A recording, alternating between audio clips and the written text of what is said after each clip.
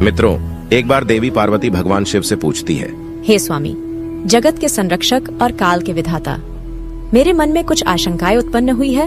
तब भगवान शिव कहते हैं, हे पार्वती, तुम्हारे मन में जो भी शंका हो निसंकोच होकर कहो, मैं अवश्य तुम्हारे मन की सभी दुविधाओं को दूर करूंगा। तब माता पार्वती कहती हैं, हे प्रभु, मैं जानना चाहती हूँ, क्या माता पिता के संस्कारों के कारण पुत्रों का उद्धार हो सकता है? मेरा दूसरा प्रश्न है कि क्या माता पिता के पाप पुण्य का फल उनकी संतानों को भोगना पड़ता है? और मेरा तीसरा प्रश्न है, कलयुग के माता पिता को अपने संतानों के लिए कौन से संस्कार करने चाहिए तथा उन्हें धर्म का आचरण करना कैसे सिखाना चाहिए? मित्रों, तब भगवान शिव मुस्कुराते हुए कहते हैं, हे देवी पार्वती, आज आपने समस्त मानव जाति के कल्याण हेतु अत्यंत महत्वपूर्ण प्रश्न किए हैं। इनमें सभी प्राणियों का कल्याण छिपा है। हे देवी, तुमने देखा कि अधर्म के मार्ग पर चलने वाले गुरुवंश के राजकुमार दुर्योधन ने अपने ही संपूर्ण कुल का विनाश कर दिया था और सभी कौरव सेना ने राज्य रक्षा हेतु युद्ध किया था, जिसके अनुसार उन्हें स्वर्ग मिलना था, किंतु उन्हें घोर नरक में डाला गया था। वहीं दूसरी ओर धर्म की रक्षा करने वाले सभी पांडव स्वर्ग में गए। हे देवी पार्वती, माता पिता के संस्कारों के कारण ही उनके संतान का जीवन सफल तथा विफल हो जाता है और माता पिता के संस्कारों से संतान को धर्म पालन की शिख मिलती है।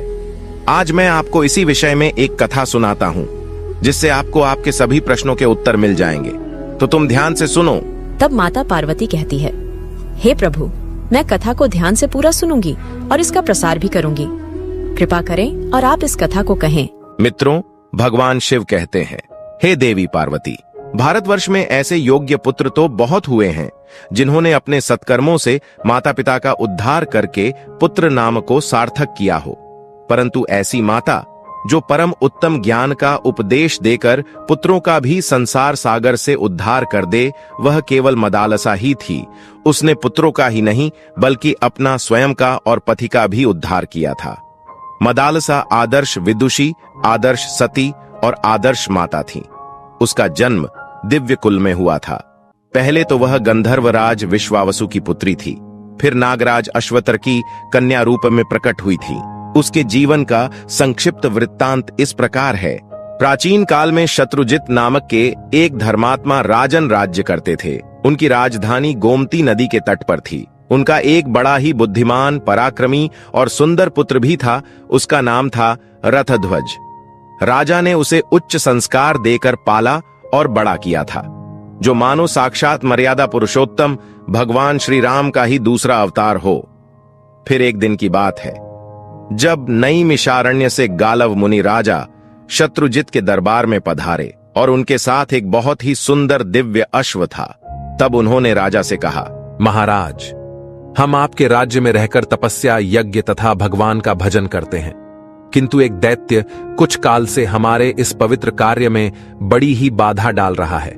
यद्यपि हम उसे अपनी क्रोधाग्नि से भस्म कर सकते हैं, तथापि ऐसा करना नहीं चाहते, क्योंकि प्रजा की रक्षा करना और दुष्टों को दंड देना यह तो राजा का कार्य है। हम ब्राह्मणों यह शोभा नहीं देता है एवं यह धर्म भी के विरुद्ध है। एक दिन उसके उपद्रव से पीड़ित होकर हम उसे रोकने के उपाय पर विचार कर रहे थे। इतने में ही यह दिव्य अश्व आकाश से नीचे उतरा और उसी समय यह आकाशवाणी हुई और उसने कहा, हे मुने, यह अश्व बिना किसी रुकावट के समस्त पृथ्वी की परिक्रमा कर सकता है। आकाश, पाताल, पर्वत, समुद्र सब जगह सहजता से जा सकता है। इसलिए इसका नाम कुंभलय है। स्वयं भगवान सूर्य ने यह अश्व आपको समर्पित किया है। आप इसे ले जाकर राजा शत्रुजित के पुत्र राजकुमार रथध्वज को दे दें। वे ही इस पर आरूढ़ होकर उस दैत्य का वध करेंगे, जो सदा आपको कष्ट दिया करता है। हे राजन, इस आकाशवाणी को सुनकर हम आपके पास आए हैं। आप इस अश्व को लीजिए और राजकुमार को इस पर सवार करके हमारे साथ भेजिए, जिससे धर्म का लोप न होने पावे। मित्रों, भगवान शिव कहते हैं, हे देवी पार्वती, गालव मुनि के ऐसे वचनों को सुनकर धर्मात्मा राजा ने बड़ी ही प्रसन्नता के साथ राजकुमार को मुनियों की रक्षा के लिए भेजा। महर्षि के आश्रम पर पहुंचकर वे सब ओर से उसकी रक्षा करने लगे।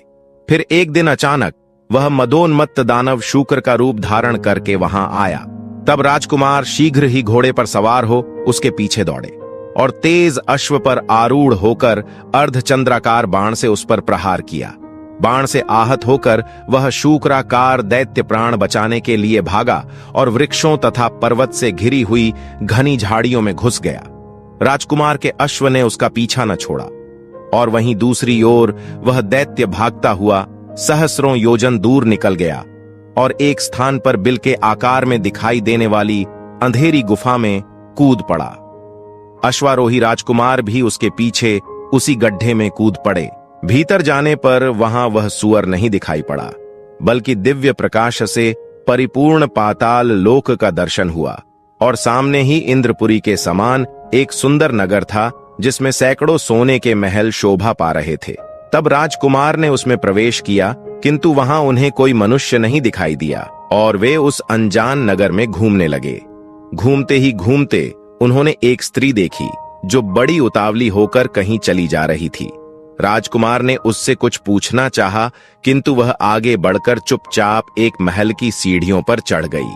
अर्थध्वज ने भी घोड़े को एक जगह बांध दिया और उसी स्त्री के पीछे पीछे महल में प्रवेश किया। जब उसने भीतर जाकर देखा तो सोने का बना हुआ एक विशाल पलंग है। उस पर एक सुंदरी कन्या बैठी है जो अपने सौंदर्य से कामदेव की पत्नी देवी सुंदरी रति को भी लजा रही है। उसी समय दोनों ने एक दूसरे को देखा और दोनों का मन परस्पर आकर्षित हो गया और वह अचानक से कन्या मूर्छित हो गई। उसकी सखी पंखा लेकर उसे हवा करने लगी। मित्रों, भगवान शिव कहते हैं, हे देवी पार्वती, जिसका नाम कुंडला था, जो कि पिछले जन्म में राक्षसी ताड़का के रूप में जन्म लेकर श्री राम के हाथों से मारी गई थी। एक मुनि के श्राप के कारण उसे राक्षसी बनना पड़ा था। जब वह सुंदरी कुछ होश में आई तो राजकुमार ने उसकी मूर्छा का कारण पूछा, जिससे अब तो वह और भी लजा गई। उसने सब कुछ अपनी सखी के कान में कुछ बता दिया। तब उसकी सखी कुंडला ने कहा, हे प्रभो, देवलोक में गंधर्वराज विश्वावसु सर्वत्र विख्यात हैं। यह सुंदरी उन्हीं की कन्या मदालसा है। एक दिन जब यह अपने पिता के उद्यान में घूम रही थी, तभी पातालकेतु नामक दानव ने अपनी माया फैलाकर इसे हर लिया और उसका निवास स्थान यही है। ऐसा भी सुनने में आया है, आगामी त्रयोदशी को वह इसके साथ विवाह करेगा। इससे मेरी सखी को अपार कष्ट है। अभी कल की ही बात है, ये बेचारी आत्महत्या करने को भी तैयार हो गई थी। उसी समय कामधेनु गौमाता ने वहां प्रकट होकर कहा, बेटी, वह नीच दानव तुम्हें नहीं पा सकता। मर्त्यलोक में जाने पर उसे जो अपने बाणों से बींध डालेगा वही तुम्हारा पति होगा। हे युवराज, ऐसा कहकर माता सुरभि अंतर्धान हो गई। मेरा नाम कुंडला है। मैं इस मदालसा की सखी, विंध्यवान की पुत्री और वीर पुष्कर माली की पत्नी हूँ। मेरे पति देवासुर संग्राम में शुंभ के हाथों मारे गए थे। तब से मैं तपस्या का जीवन व्यतीत कर रही हूँ। सखी के स्नेह से यहाँ इसे धीरज बंधाने आ गई हूँ। मैंने सुना है कि मर्त्यलोक के किसी वीर ने पातालकेतु को अपने बाणों का निशाना बनाया है। मैं उसी का पता लगाने गई थी। यह बात सही निकली है। आपको देखकर मेरी सखी के हृदय में प्रेम का संचार हो गया है, किंतु माता सुरभि के कथनानुसार इसका विवाह उस वीर के साथ होगा जिसने पातालकेतु को घायल किया हो। यही सोचकर दुहक के मारे यह मूर्छित हो गई है। जिससे प्रेम हो उसी के साथ विवाह होने पर जीवन सुखमय बीतता है। इसे देखते ही प्रेम तो आपसे हुआ है और विवाह दूसरे से कैसे होगा? यही तो इसकी चिंता का कारण है। अब आप अपना परिचय दीजिए, कौन है और कहां से आए हैं? मित्रों, भगवान शिव कहते हैं, हे देवी पार्वती, राजकुमार ने अपना यथावत परिचय दिया तथा उस दानव को बाण मारने और स्वयं के पाताल में पहुंचने की सारी कथा विस्तार पूर्वक कह सुनाई। सब बातें सुनकर मदालसा को बड़ी ही प्रसन्नता हुई। उसने लज्जित होकर सखी की ओर देखा, किंतु कुछ बोल न सकी। तभी कुंडला ने उसका मनोभाव जानकर कहा, हे वीरवर, आपकी बात सत्य है। मेरी सखी का हृदय किसी अयोग्य पुरुष की ओर आसक्त नहीं हो सकता। कामनीय कांति चंद्रमा में और प्रचंड प्रभा सूर्य में ही मिलती है। आपके ही लिए गोमाता सुरभि ने संकेत किया था। आपने ही दानव पातालकेतु को घायल किया है। मेरी सखी आपको पति रूप में प्राप्त करके अपने को धन्य मानेंगी। कुंडला की बात सुनकर राजकुमार ने कहा, मैं पिता की आज्ञा लिए बिना विवाह कैसे कर सकता हूँ? तब कुंडला बोली, नहीं नहीं, ऐसा ना कहिए। यह देव कन्या है। आपके पिताजी इस विवाह से प्रसन्न नहीं होंगे। अब उनसे पूछने और आज्ञा लेने का समय नहीं रह गया है। आप विधाता की प्रेरणा से ही यहाँ आ पहुंचे हैं, अत यह संबंध स्वीकार कीजिए। राजकुमार ने तथास्तु कहकर उसकी बात मान ली और कुंडला ने अपने कुलगुरु तुम्बुरु का स्मरण किया। वे समिधा और कुशा लिए तत्काल ही वहां आ पहुंचे और उन्होंने अग्नि प्रज्वलित करके विधिपूर्वक रथध्वज और मदालसा का विवाह संस्कार संपन्न किया। तदनंतर कुंडला ने अपनी सखी को राजकुमार के हाथों सौंप दी और दोनों को अपने अपने कर्तव्य पालन का उपदेश दिया। फिर दोनों से विदा लेकर वह दिव्य गति से अपने अभीष्ट स्थान पर चली गई। आरतध्वज ने मदालसा को अपने घोड़े पर बिठाया और स्वयं भी उस पर सवार हो पाताल लोक से जाने लगे। इतने ही में उस दुष्ट पाताल केतु को यह समाचार मिल गया और वह दानवों की विशाल सेना लिए राजकुमार के सामने आ डटा और उनके मार्ग का अवरोधक बन गया। राजकुमार भी बड़े पराक्रमी थे। उन्होंने हंसते हंसते बाणों का जाल सा फैला दिया और त्वाष्ट्र नामक दिव्य अस्त्र का प्रयोग करके कुछ ही क्षणों में पाताल केतु सहित समस्त दानवों को भस्म कर डाला। इस प्रकार से अकेले भीषण युद्ध कर राजकुमार ने समस्त असुरों दानवों का दिव्य अस्त्र से विनाश कर दिया। इसके बाद वे अपने पिता के नगर में जा पहुंचे। घोड़े से उतरकर उन्होंने माता पिता को प्रणाम किया तथा मदालसा ने भी सास ससुर के चरणों में मस्तक झुकाया। अर्थध्वज के मुख से शुभ समाचार सुनकर माता पिता बहुत प्रसन्न हुए। उन्होंने पुत्र और पुत्रवधू को हृदय से लगाकर उनका मस्तक सूंघा। महाराज और महारानी इस विवाह बहुत से प्रसन्न थे। समय के साथ साथ अब मदालसा पतिगृह में बड़े सुख से रहने लगी। वह प्रतिदिन प्रातः काल उठकर सास ससुर के चरणों में प्रणाम करती और पति को अपनी सेवाओं से संतुष्ट रखती थी। तदनंतर एक दिन राजा शत्रुजित ने राजकुमार रथध्वज से कहा, बेटा, तुम प्रतिदिन प्रातःकाल इस अश्व पर सवार हो जाओ और समस्त संसार के ब्राह्मणों की रक्षा के लिए इस पृथ्वी पर विचरते रहो। तब राजकुमार ने कहा, पिताश्री बहुत अच्छा, मैं ऐसा ही करूंगा और धर्म की रक्षा हेतु स्वयं के प्राणों तक त्याग दूंगा। ये मैं आपको वचन देता हूं। कहकर पिता की आज्ञा शिरोधार्य की। वे प्रतिदिन पूर्वाह्न में ही पृथ्वी की परिक्रमा करके पिता के चरणों में नमस्कार करते थे। मित्रों, एक दिन घूमते हुए वे यमुना तट पर गए। वहां पाताल केतु का छोटा भाई ताल केतु आश्रम बनाकर एक मुनि के वेश में रहता था। राजकुमार ने मुनि जानकर उसे प्रणाम किया तो वह बोला, राजकुमार, मैं धर्म के लिए एक यज्ञ करना चाहता हूं, किंतु मेरे पास दक्षिणा नहीं है। अगर आप अपने गले का यह आभूषण मोती जड़ीत हार दे दो और यहीं रहकर मेरे आश्रम की रक्षा करो, मैं जल के भीतर प्रवेश करके वरुण देवता की स्तुति करता हूं। उसके बाद जल्दी ही वापस लौटूंगा। ऐसा कहकर ताल केतु देखते ही देखते उस आश्रम के सरोवर के जल में घुसा और अपनी माया से अदृश्य हो गया। वहीं राजकुमार उसके आश्रम पर ठहर गए और वहीं दूसरी ओर मुनिवेशधारी तालकेतु राजा शत्रुजित के नगर में गया। जब शत्रुजित अपने महल के जल कुंड से गुजर रहे थे, तभी वह उस साधु के वेश में वहां प्रकट होकर उसने कहा, हे राजन, मुझे आपसे कहने में बड़ी ही खिन्नता हो रही है, किंतु धर्म के अनुसार आपको यह समाचार देना मेरा परम कर्तव्य है। राजन, आप अपने हृदय को दृढ़ कर लो, क्योंकि आपके पुत्र रथध्वज दैत्यों के साथ युद्ध करते करते मारे गए हैं। यह उनका आभूषण है जो इस सत्यता का प्रमाण है। ऐसा कहकर वह जैसे आया था उसी प्रकार से जल में समाधि लेते हुए लौट गया। मित्रों, भगवान शिव कहते हैं, हे देवी पार्वती, अब देखते ही देखते किसी वन में भयान अग्नि की तरह राजकुमार की मृत्यु का दुखपूर्ण समाचार सुनकर नगर में हाहाकार मच गया। राजा रानी तथा रानीवास की स्त्रियां शोक से व्याकुल होकर विलाप करने लगी।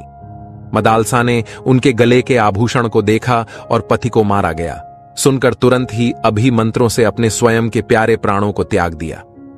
अब तो राजमहल का शोक 2 गुना हो गया। राजा शत्रुजित ने किसी प्रकार धैर्य धारण किया और रानी तथा अंतःपुर के अन्य लोगों को भी समझा बुझाकर शांत किया। तदनंतर मदालसा का दाह संस्कार किया गया। वहीं दूसरी ओर उधर तालकेतु यमुना के जल से निकलकर राजकुमार के पास गया और कृतज्ञता प्रकट करते हुए उसने उनको घर जाने की आज्ञा दे दी। तभी आर्तध्वज अपने दिव्य अश्व पर आरूढ़ हो सूर्य किरणों की गति से राजकुमार तुरंत ही अपने नगर में पहुंचकर उन्होंने पिता माता को प्रणाम किया। अपने पुत्र को अचानक सामने देखकर राजन और रानी आश्चर्यचकित तो हुए, लेकिन उन्होंने पुत्र को छाती से लगा लिया और नेत्रों से आंसू बहाने लगे। जब राजकुमार को सब बातें मालूम हुईं, तब मदालसा के वियोग से उनका हृदय रो उठा। उनकी दुनिया सूनी हो गई, मानो किसी ने जीते जी उनके हृदय में खंजर भोंक कर उनका हृदय निकालकर उनके ही सामने जलाकर भस्म कर दिया हो। जब वे थोड़े से शांत हुए, तब उन्होंने मदालसा के लिए जलांजलि दी और यह प्रतिज्ञा की, मैं मृग के समान विशाल नेत्रों वाली गंधर्व राजकुमारी मदालसा के अतिरिक्त दूसरी किसी भी अन्य स्त्री के साथ संभोग नहीं करूंगा। मैं संपूर्ण जीवन उसकी यादों में ही व्यतीत कर जी लूंगा। यह मैंने सर्वथा सत्य कहा है। समस्त संसार को साक्षी मानकर मैं यह प्रतिज्ञा करता हूं।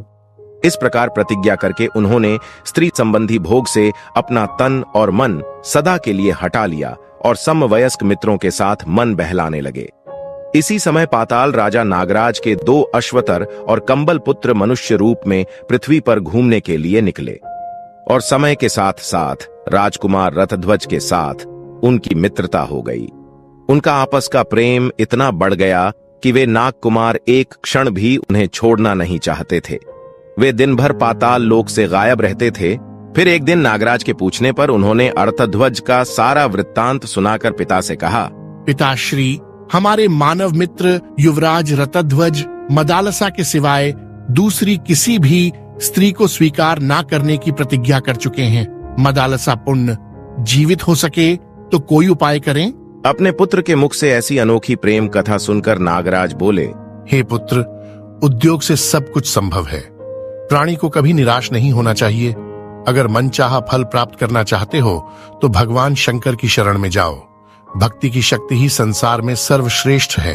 अपने पिता की यह बात सुनकर नागराज अश्वतर और कंबल हिमालय पर्वत के प्लक्षावतरण तीर्थ में, जो देवी सरस्वती का उद्गम स्थान है, वहां जाकर दुष्कर तपस्या करने लगे। उनकी इस घोर तथा दुष्कर तपस्या को देख स्वयं सरस्वती देवी ने प्रसन्न होकर उन्हें प्रत्यक्ष दर्शन दिया और वर मांगने को कहा। तब अश्वतर बोले, हे देवी मां, मैं और मेरा भाई कंबल, हम दोनों संगीत शास्त्र के पूर्ण मर्मज्ञ हो जाएं और तीनों लोकों की संगीत में ख्याति पाए। तब सरस्वती देवी तथास्तु कहकर अंतर्धान हो गईं। अब दोनों भाई कंबल और अश्वतर कैलाश पर्वत पर गए और भगवान शंकर को प्रसन्न करने के लिए तालस्वर के साथ उनके गुणों का गान करने लगे। उनका अप्रतिम नृत्य, सुंदर चाल और मनमोहन अनोखा गीत गायन सुनकर भगवान शंकर जी ने प्रसन्न होकर कहा, हे नागपुत्रों, मैं तुम्हारी कला से अति प्रसन्न हुआ हूं। तुम कोई भी स्वयं के लिए वर मांगो। तब कंबल सहित अश्वतर ने महादेव जी को प्रणाम करके कहा, भगवान भोलेनाथ, आपकी सदा ही जय हो। आप ही समस्त संसार के महाकाल हैं। आप ही आदि और अनंत है। मृत्यु के बाद समस्त प्राणी आप में ही समा जाते हैं। हे प्रभु, कुवलयाश्व की पत्नी देवी मदालसा, जो अब मर चुकी है, वह पहले की ही अवस्था में मेरी कन्या के रूप में प्रकट हो, उसे पूर्व जन्म की बातों का स्मरण बना रहे और पहले ही जैसी उसकी कांति हो, तथा वह योगिनी एवं योग विद्या की जननी होकर मेरे घर में प्रकट हो। हम यही वरदान आपसे मांगते हैं। तब महादेव जी ने कहा, हे नागराज, तुम श्राद्ध का दिन आने पर यही कामना लेकर पितरों का तर्पण करना और श्राद्ध में दिए हुए मध्यम पिंड को शुद्ध भाव से खा लेना। इससे वह तत्काल ही तुम्हारे मध्यम फण से प्रकट हो जाएगी। मित्रों, भगवान शिव के कहे अनुसार नागराज ने वैसा ही किया और अपने पितरों से भगवान शिव के वरदान के बारे में कहा। तब पितरों ने तथास्तु कहकर वे अंतर्ध्यान हो गए और देवी सुंदरी मदालसा उनके मध्यम फण से प्रकट हो गई। फिर नागराज ने उसे महल के भीतर स्त्रियों के संरक्षण में रख दिया। यह रहस्य उन्होंने कहीं भी प्रकट नहीं किया और इस बात को परम गोपनीय ही रखा। तदनंतर अश्वतर ने अपने पुत्रों से कहा, हे पुत्र, तुम शीघ्र जाओ और राजकुमार रतध्वज को यहाँ बुला लाओ। उन्हें किसी भी गोपनीयता का आभास ना हो, यह भी तुम ध्यान रखो। जब वे राजकुमार के पास जाते हैं, तब नागकुमार उन्हें लेकर गोमती के जल में उतरे और वहीं से खींचकर उन्हें पाताल में पहुंचा दिया और फिर वहां वे अपने असली रूप में प्रकट हुए। अर्थध्वज नागलोक की शोभा देखकर चकित हो उठे। उन्होंने नागराज को प्रणाम किया। तब नागराज ने आशीर्वाद देकर रतध्वज का भली भांति स्वागत सत्कार किया। भोजन के पश्चात सब लोग एक साथ बैठकर प्रेमालाप करने लगे। तभी नागराज ने मदालसा के पुनः जीवित होने की सारी कथा उन्हें कह सुनाई। नागराज के मुख से वह सारा वृतांत सुनकर राजकुमार के प्रसन्नता का कोई ठिकाना न रहा, मानो उनके जीवन का प्रेम उद्देश्य सफल हो गया हो। तब उन्होंने समस्त नागलोक में सभी को नतमस्तक होकर अभिवादन किया और प्रसन्न होकर अपनी प्यारी पत्नी को ग्रहण किया। उनके स्मरण करते ही उनका प्यारा अश्व वहां आ पहुंचा। नागराज को प्रणाम करके वे मदालसा के साथ अश्व पर आरूढ़ हुए और अपने नगर में चले गए। मित्रों, जब राजकुमार अपनी पत्नी के वापस राजमहल में पहुंचे तब वहां उन्होंने मदालसा के जीवित होने की कथा सभी को सुनाई। मदालसा ने भी सास ससुर के चरणों में प्रणाम किया। उनके वापसी के कारण नगर में बड़ा ही भारी उत्सव मनाया गया और कुछ काल के पश्चात महाराज शत्रुजित परलोकवासी हो गए। तब अर्तध्वज राजा हुए और मदालसा महारानी बन गई। मदालसा के गर्भ से प्रथम पुत्र उत्पन्न हुआ। तब राजा ने उसका नाम विक्रांत रखा। मदालसा वह नाम सुनकर हंसने लगी। इसके बाद समयानुसार क्रमशः 2 पुत्र और हुए।